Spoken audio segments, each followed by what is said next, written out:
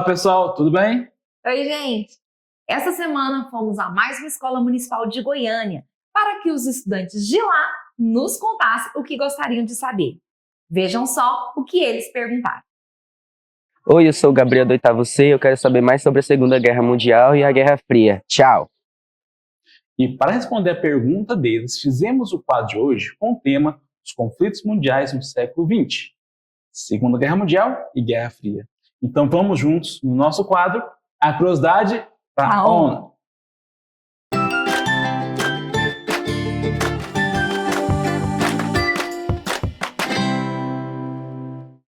A Segunda Guerra Mundial foi um dos maiores e mais devastadores conflitos da história, envolvendo diversas nações e resultando em mudanças profundas na ordem política e social mundial. A guerra foi marcada por grandes batalhas, atrocidades humanitárias e pelo uso de novas tecnologias militares. Isso aí. Ela teve suas raízes em questões não resolvidas da Primeira Guerra Mundial e nas tensões ideológicas e territoriais da década de 1930. Gabi, esse conflito global redefiniu as relações de poder entre as nações e teve um impacto duradouro na história do século XX. Viu? E para entender um pouco mais sobre a Segunda Guerra Mundial, acompanharemos juntos a um vídeo do canal do YouTube Historiarte. No dia 1 de setembro de 1939, Hitler faz a pior decisão da sua vida e invade a Polônia. Esse é o estopim para a Segunda Guerra Mundial, que causou 60 milhões de mortes. Mas, para entendermos melhor, precisamos voltar lá no fim da Primeira Guerra. Ela acabou muito mal resolvida e com a Europa totalmente devastada. Essa crise econômica que ela estava passando só piorou com a quebra da Bolsa de Valores na crise de 29. Isso contribuiu para que as pessoas, que já estavam bastante ferradas, perdessem a fé na democracia e no liberalismo, assim passando a apoiar regimes extremistas. Mas o quê? A Liga das Nações, que era um órgão internacional para manter a paz, falhou miseravelmente. Houve também um avanço comunista na Europa, consequente da Revolução Russa. Simultaneamente, várias nações se uniram pelo anticomunismo, com medo de acontecer com suas nações o mesmo que aconteceu com os russos. Mas a consequência mais importante de toda essa treta foi a ascensão do fascismo e do nazismo. Lembra que no final da Primeira Guerra foi criado o Tratado de Versalhes, que culpava a Alemanha pela guerra e ferrava ela de todas as formas? Se você não lembra, tem vídeo aqui. Mas, enfim... Por causa do Tratado de Versalhes, ela estava muito fraca, nadando no desemprego e na inflação, com a política totalmente louca. Assim como na Itália, as pessoas estavam perdendo a fé na democracia, o que deu força para que o partido nazista crescesse. Eles tinham crenças praticamente iguais à do fascismo. A grande diferença é que no nazismo eles defendiam, além de tudo isso, a superioridade racial, que é aquele famoso discurso, a raça ariana é biologicamente melhor que as outras. Além disso, eles tinham ódio às minorias, como os homossexuais, ciganos, principalmente judeus, que é conhecido como antissemitismo. Eles defendiam a teoria do espaço vital, que é a ideia de expandir geograficamente o nazismo e unir a raça ariana em um só território. A fim de atingir esse objetivo, Hitler já estava com a guerra toda planejada na cabeça. Ele já tinha feito aliança com a Itália e o Japão, só no caso de acontecer alguma coisa. Também fez uns acordos secretos com a União Soviética. O principal foi o Pacto de Não Agressão, que dizia que a Alemanha não ia atacar os russos nem vice-versa. E se conquistassem a Polônia, ela seria dividida em duas zonas de influências, nazista e soviética. A gente sabe que Adolfinho não descansa até conseguir o que quer. Os nazistas estavam anexando muitos territórios, entre eles até a Áustria. E o que fizeram as potências europeias diante dessas invasões, que iam contra o Tratado de Versalhes? Nada. A França e o Reino Unido aplicaram a política do apaziguamento, que significa praticamente não intervir nas atitudes da Alemanha para não criar mais treta, e assim manter a paz na Europa. Para eles não valia a pena sacrificar a paz no continente por causa disso. Mas enfim, aproveitando a situação, Hitler queria muito mesmo a Polônia, porque além de ser um território que dividia a Alemanha em dois pedaços, o famoso corredor polonês, no país viviam muitos judeus, um dos motivos pelos quais a maioria dos campos de concentração seriam instalados lá, inclusive Auschwitz, o maior de todos os tempos. Até que em 1939, Hitler invade a Polônia, matando cerca de 6 milhões de pessoas entre ataques relâmpagos e invasões aéreas. Com isso, a França e o Reino Unido declaram guerra à Alemanha, cumprindo o acordo que já tinham feito com a Polônia caso ela fosse atacada. E assim começa a Segunda Guerra Mundial. Vamos definir os times então? No eixo temos a Alemanha, o Japão e a Itália, versus os aliados, onde temos a princípio a França e a Grã-Bretanha. Depois de um tempo também se aliam a eles a União Soviética e os Estados Unidos, mas isso eu vou explicar daqui a pouco. A guerra também acontecia ao mesmo tempo na África. Muitas colônias ainda buscavam por suas independências, enquanto sofriam nas mãos do imperialismo.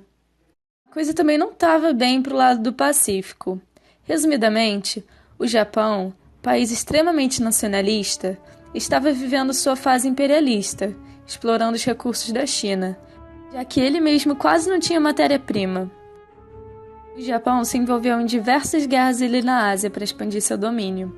Essa influência japonesa estava implicando na sua rivalidade com os Estados Unidos, porque esse não aprovava sua dominação na China, enquanto o Japão não aceitava as influências das potências ocidentais sobre os territórios colonizados na Ásia.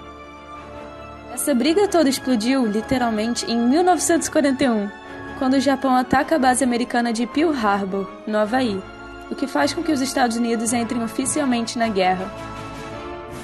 Voltando à Europa, as tropas nazistas estão devastando o continente. Eles realizaram um ataque relâmpago à França e ocuparam rapidamente quase 1/3 do país. Você acha que agora o Dolfinho ficou satisfeito? De jeito nenhum. Ele, inocente, tadinho, achava que a guerra já estava vencida e foi para cima da Grã-Bretanha. Lembrando que ela é uma ilha, então o acesso não era tão fácil assim. A Alemanha teve que investir bastante na sua força aérea, promovendo bombardeios intensos a Londres. Eles só não contavam com uma coisa. Os britânicos tinham desenvolvido um sistema de radar aéreo incrível, que conseguia localizar as tropas alemãs antes que eles os atacassem. Com isso, os britânicos resistem e fazem algo inesperado: bombardeiam Berlim. Isso fez com que a Alemanha ficasse mais atenta e desistisse de tomar a Grã-Bretanha.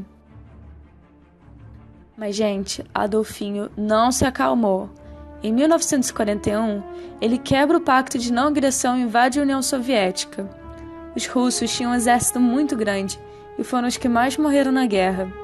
Mesmo assim, resistiram e conseguiram bravamente impedir o avanço nazista. Uma das batalhas mais populares foi a de Stalingrado, onde a Alemanha tinha que ganhar o combate nazismo versus comunismo por uma questão de honra. Por esse motivo, investiu muito militarmente, perdendo dinheiro e soldados em uma escala absurda. Como a Rússia tinha uma extensão territorial muito grande, os alemães tinham problemas para mandar suprimentos, como remédios e comida. Claro, o principal fator que decidiu a derrota alemã foi o frio. Os soldados achavam que ficariam um pouco tempo, porque ganhariam da União Soviética rapidinho, mas não foi bem assim. Foram pegos pelo inverno intenso, para os quais eles não tinham vestimentos adequados nem os suprimentos para tanto tempo. Mas Hitler não se rendeu, continuou insistindo no ataque, até que o general responsável pela missão contrariou e rendeu a Alemanha. Hitler caiu no beijo do inverno russo, o mesmo que derrotou as tropas de Napoleão alguns séculos atrás. A partir daí eu nem preciso dizer que ficou tudo ruim para a Alemanha, né? A insistência no inverno soviético enfraqueceu muito as forças nazistas. Nesse tempo, os aliados conquistaram a Itália e tiraram Mussolini do poder.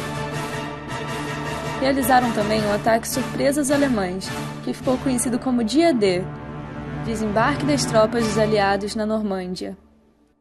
Eles derrotaram os alemães e devolveram as terras que Hitler tinha conquistado, como a cidade de Paris. Já muito enfraquecido, em 1945 ele e sua esposa se suicidam, e o general responsável pela Alemanha rende, durante a Conferência de Yalta. 2 dias antes, Mussolini também havia sido assassinado. Então, isso significa que a guerra acabou? Não. Os japoneses ainda estavam de pé. Eles estavam fazendo todos os esforços possíveis para vencer a guerra, inclusive missões suicidas de ataque aéreo às bases americanas nas ilhas do Pacífico, famosos pilotos kamikazes. Os Estados Unidos, após um combate intenso na ilha de Midway contra os japoneses, queriam dar um fim à guerra de vez. Para isso, utilizaram pela primeira vez a tecnologia desenvolvida no Projeto Manhattan, a bomba atômica. Lançou ela em 1945 sobre uma cidade japonesa de civis chamada Hiroshima. Foram mortos mais de 100 mil pessoas na hora, e várias sofrem até hoje com as consequências da radiação. Nem assim o Japão se rendeu.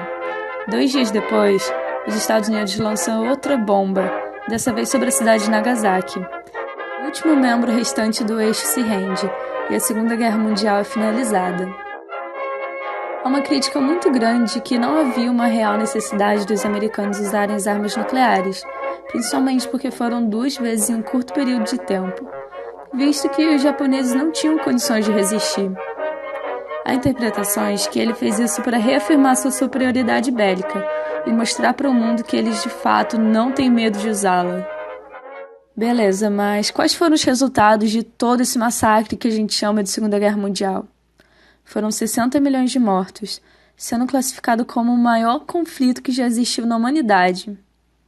Devemos ressaltar a questão dos judeus, que foram assassinados em massa em campos de concentração, junto a outras minorias como ciganos, homossexuais e comunistas. O pior é que ninguém sabia da existência dessas chacinas até 1945, quando os aliados descobrem essas atrocidades e libertam os prisioneiros, mostrando ao mundo a verdadeira face do nazismo.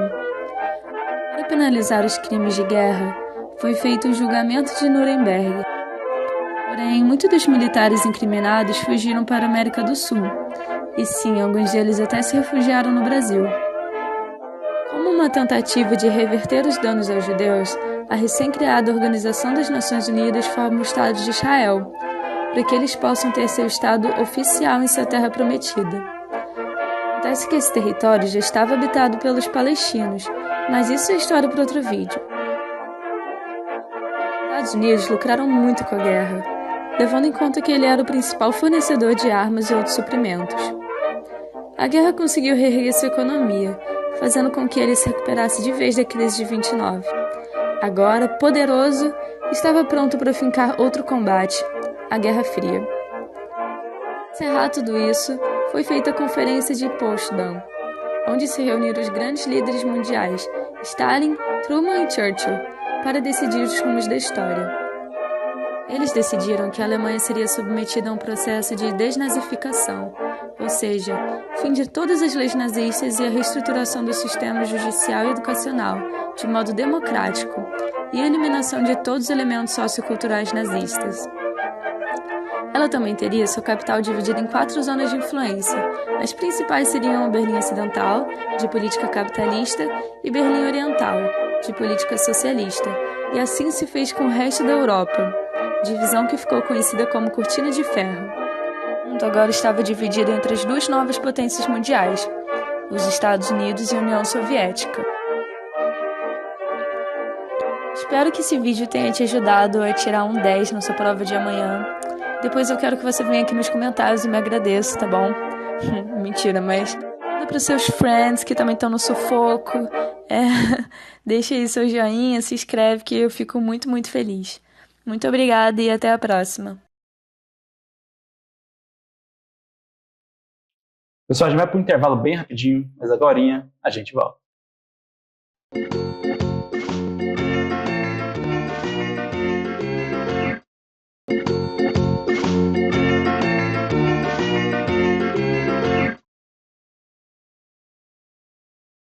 Estamos de volta e agora falaremos sobre a Guerra Fria. Explica aí, Gabriel.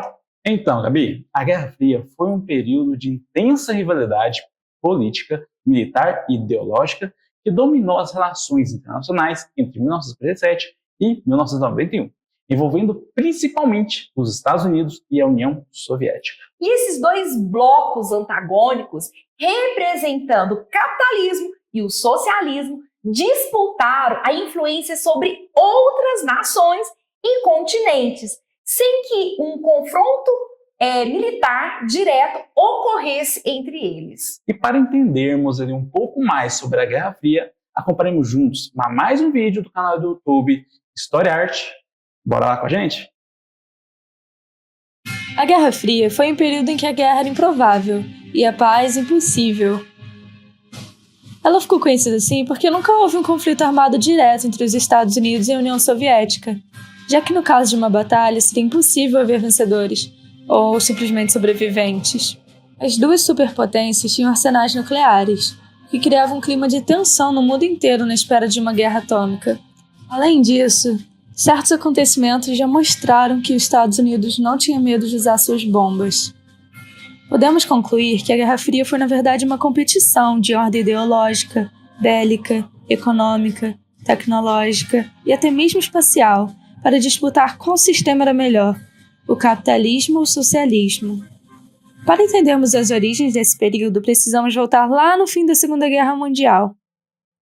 Lembra que os Estados Unidos e a União Soviética foram aliados na luta contra os nazistas? Essa aliança não durou muito tempo, porque, resumidamente, a União Soviética defendia a expansão do sistema socialista, que é baseado na socialização dos meios de produção, na economia planificada e gerenciada pelo Estado, e o Partido Único, que no caso é o Partido Comunista. Eu recomendo muito você assistir o vídeo sobre a Revolução Russa para entender um pouco melhor a origem dessas ideias. Mas enfim. Enquanto isso, os Estados Unidos defendiam a expansão do sistema capitalista, que é baseado na propriedade privada, na economia de mercado e no sistema democrático. Então, é claro que as duas potências uma hora entraram em discordância.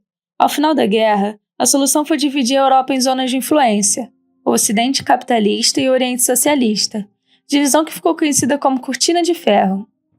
Esse período também pode ser chamado de Ordem Mundial Bipolar, porque o poder do mundo estava dividido entre essas duas superpotências.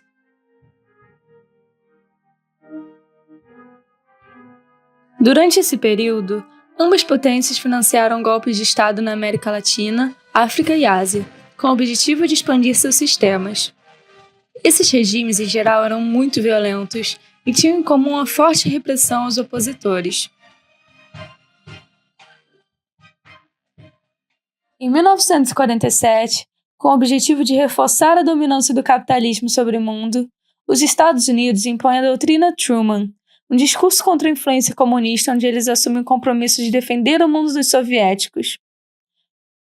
Como parte dela, eles lançam o Plano Marshall, que era um oferecimento de empréstimos com juros baixos e investimentos para que os países arrasados pela guerra pudessem se recuperar economicamente, e assim conter o avanço comunista. Em oposição a essa estratégia, a União Soviética criou o Plano Molotov. Como parte dele, em 1949, é lançado o Comecon, que tinha o objetivo oposto do Plano Marshall, impedir que seus aliados socialistas cedessem pela ajuda do inimigo capitalista. Em um cenário que favorecia cada vez mais a tensão entre os dois blocos, a organização de instituições e pactos militares era necessária por parte de ambas. Com isso, do lado capitalista é criada a Organização do Tratado do Atlântico Norte, a OTAN, que ainda existe e é uma das instituições mais poderosas da atualidade. Já do lado socialista foi fundado o Pacto de Varsóvia. Essas organizações funcionam da seguinte maneira: caso um de seus países aliados fosse atacado, as demais partes deveriam imediatamente intervir ou enviar ajuda. Isso colaborou para a emergência dos vários combates indiretos que ocorreram durante esse período, como exemplo a Guerra das Coreias, a Guerra do Vietnã, a Guerra do Afeganistão e a Revolução Cubana. Diante desse último evento, John Kennedy até organizou uma invasão a Cuba, com o objetivo de desestabilizar o regime socialista inaugurado por Fidel Castro, acontecimento que ficou conhecido como Invasão da Baía dos Porcos. Eles falharam, mas isso não evitou que permanecessem espionando a ilha, atividade muito realizada por ambos lados.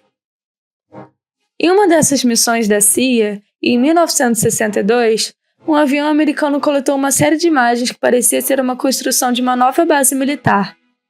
Após um estudo detalhado, as autoridades descobriram que os soviéticos estavam instalando diversos mísseis capazes de carregar ogivas nucleares em Cuba. E o pior é que eles estavam simplesmente apontados para os Estados Unidos. Essa crise criou uma tensão enorme no mundo inteiro, e logo foram feitas negociações para conter a ameaça de uma guerra nuclear. John Kennedy Khrushchev, o primeiro-ministro da União Soviética, tiveram um diálogo intenso e, como resultado, assinaram acordos proibindo a proliferação de armas nucleares. Mas isso, infelizmente, não significou que eles ficaram em paz. A rivalidade chegou a um ponto que não bastava só o domínio do mundo e os campeonatos de xadrez. Sim, eles valorizavam muito a vitória nos campeonatos de xadrez e eventos esportivos. Mas enfim, eles queriam conquistar também o espaço. A União Soviética largou na frente ao colocar no espaço o primeiro satélite, a primeira doguinha e logo depois o primeiro homem em órbita. Os Estados Unidos, claro, ficaram revoltadíssimos ao acompanhar tudo isso. Logo, o nosso famoso Kennedy investiu bilhões em pesquisas na NASA. Assim, em 1969, Neil Armstrong pisa na Lua pela primeira vez pela missão Apollo 11. Esse feito revolucionou a história da humanidade e meio que definiu o vencedor da corrida espacial. No meio de todas essas competições pelo poder universal, em 1961, a República Democrática da Alemanha, liderada pela União Soviética, ordenou a construção do Muro de Berlim. Essa atitude representava a forte posição soviética de se isolar e impedir o fluxo de cidadãos do lado oriental para o ocidental, que era muito comum. Todo mundo queria um gostinho do capitalismo. Esse foi o marco que dividiu por 30 anos não só ideologias políticas, mas sim famílias, amigos e uma nação. Esse fechamento da União Soviética a nações capitalistas acabou desenvolvendo nela um processo de atraso econômico pela falta do livre mercado. Os trabalhadores não se sentiam motivados a inovar ou melhorar o produto, já que, teoricamente, em um regime socialista não teriam nenhum lucro por isso, o que provocou um grande atraso industrial. A falta de liberdade de expressão e motivação também refletia diretamente na baixa produtividade dos trabalhadores, que estavam muito insatisfeitos com a situação social e política do país, que só piorava. Estava em um ponto tão grave que não havia alimento suficiente para a população, nem outros bens de consumo básicos.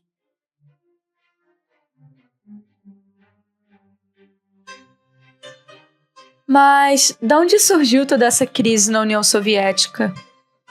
Um dos principais motivos foram o autoritarismo e a centralização do poder. Inicialmente, o plano da Revolução Russa era construir uma sociedade democrática, substituindo a autocracia do czar. Acabou que o bloco tomou o mesmo caminho autoritário com a chegada de Stalin ao poder. Na prática, todas as decisões, incluindo a eleição do líder, ficavam nas mãos dos integrantes do Partido Comunista, que por si eram tipo uma elite, recebendo uma série de privilégios. Assim, o cotidiano de 290 milhões de soviéticos era de opressão e exclusão das decisões que tinham forte impacto em sua existência. E se discordassem de alguma coisa, ainda eram mortos, presos ou enviados a campos de trabalho forçados, os gulags. Esses fatores resultaram em uma burocracia extrema para realizar qualquer tarefa do dia a dia. Tudo era uma questão de documentos, selos, procedimentos de identificação e notas, o que tornava os serviços ineficientes. Além disso, durante a Guerra Fria, grande parte dos recursos da União Soviética estavam sendo destinados à corrida espacial, à corrida armamentista, ao abastecimento da força militar na Guerra do Afeganistão e ao apoio a outros países socialistas. Isso gerou enorme instabilidade econômica e política no país. Em 1985, em uma tentativa de se recuperar, o líder soviético Mikhail Gorbachev adota duas medidas, a perestroika e a glasnost.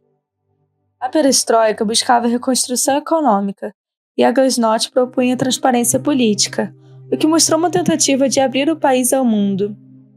Mesmo após essas reformas, a crise no bloco socialista se intensificava.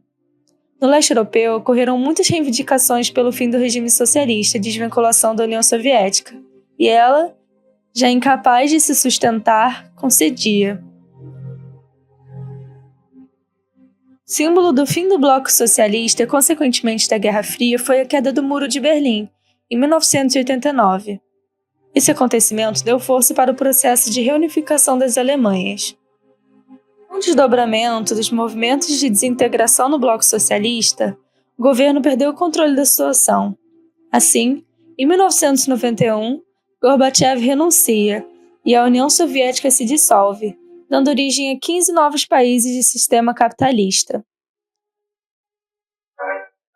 Estados Unidos saem vitoriosos da guerra, iniciando a chamada Nova Ordem Mundial, ou Ordem Multipolar, porque agora há diferentes centros de poder exercendo influência política, econômica e militar, mesmo sendo os Estados Unidos a maior delas. Muito obrigada por assistir esse vídeo, espero que ele tenha te ajudado nessa prova de amanhã. Se você gostou, compartilhe com seus amigos no grupo da turma, comenta o que você achou e não deixe de se inscrever. Muito obrigada! Olha, pessoal, eu quero agradecer a Juliana Pinho, do canal do YouTube Sobre Arte. E assim, vai lá, segue ela, se inscreva, curta os vídeos, assista tudo, belezinha? É bem legal. E agora chegou a hora do Você Sabia com o professor Ailton. Olá, pessoal! Vocês sabiam que a corrida espacial começou em um contexto de grandes avanços científicos no pós-Segunda Guerra Mundial? Foi quando os Estados Unidos e a União Soviética perceberam o potencial militar e estratégico das tecnologias espaciais. A partir de 1957, a União Soviética deu início a essa competição ao lançar o Sputnik 1, o primeiro satélite artificial a orbitar a Terra. O sucesso do Sputnik surpreendeu o mundo e gerou grande preocupação nos Estados Unidos, que interpretaram essa conquista como um sinal de que os soviéticos estavam tecnologicamente à frente. O lançamento do Sputnik marcou o início de uma nova fase na Guerra Fria, na qual o domínio do espaço se tornou um símbolo de poder. A competição entre as duas superpotências impulsionou descobertas que contribuíram para o desenvolvimento de novas tecnologias, desde satélites de comunicação até melhorias em aeronáutica. Apesar de ser um capítulo de rivalidade, a corrida espacial também demonstrou a capacidade humana de explorar além dos limites do planeta. Espero que vocês tenham gostado e até mais. Obrigado pela colaboração, professor Ailton. Ficou joia. E para ampliar as possibilidades de desenvolver as habilidades, vamos com a nossa hora da atividade. Andriele, é com você. Olá, pessoal! Na proposta de atividade de hoje, vamos fazer uma pesquisa sobre a Guerra do Vietnã. Escreva um texto explicando os detalhes da guerra. Faça um pequeno mural com imagens dela. Construa um diálogo entre o professor e os estudantes sobre como essa guerra afetou os Estados Unidos em especial. Espero que tenham gostado da atividade de hoje.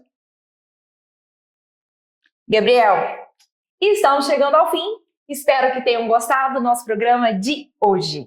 Isso aí, Gabi.